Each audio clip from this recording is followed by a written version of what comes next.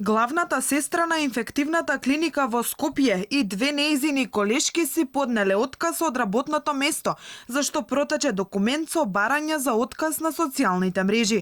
Во документот од 21 септември таа поднела барање до управата да се прифати нејзиното отказно решение со образложение дека е деградирана како медицинска сестра.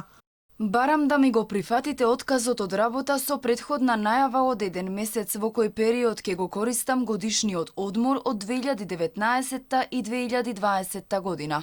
Причините да ја напуштам клиниката по 28 години професионална работа се многубројни, но би навела само една. Непочитување и деградирање на профилот на медицинска сестра како една од најважната алка во медицинскиот тим.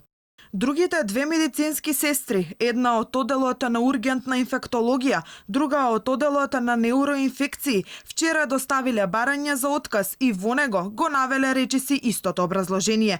Трите сестри работат на инфективната клиника, една од двете здравствени установи кои го носат главниот товар од пандемијата на коронавирусот. Министерот за здравство Венко Филипче преку Фејсбук утрината информираше дека разговарал со трите сестри да не ја напуштат клиниката.